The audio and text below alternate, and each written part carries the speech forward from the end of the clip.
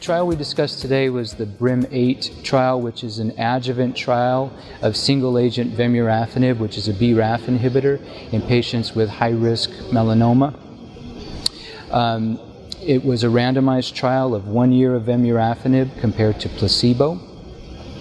It was a two-cohort study where the first cohort was patients with stage 2C to stage 3B disease, so high-risk resected melanoma.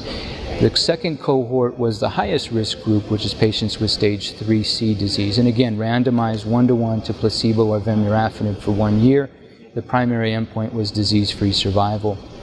Now, the statistical design of this study is important in the sense that it was what's called hierarchical testing, where cohort 2 was analyzed before cohort 1, and only if cohort 2 was statistically positive would that allow for analysis of cohort 1 to be statistically positive.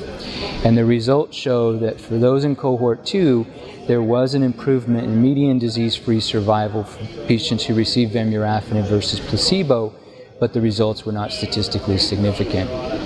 At 1 year, there was a striking difference in disease-free survival rate for those who received vemurafenib of about 60% compared to about 40% who received placebo, but when drug was stopped over the next 12 months, those curves came together, not statistically significant result.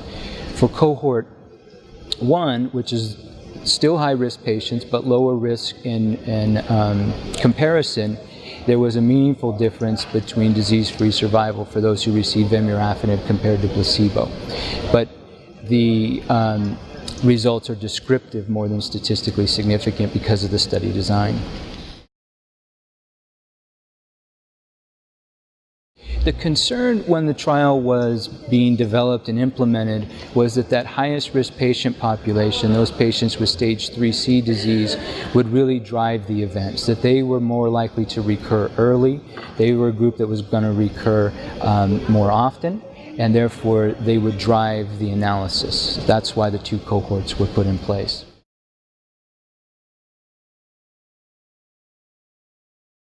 Extending it past the 12 months is a very interesting question because one could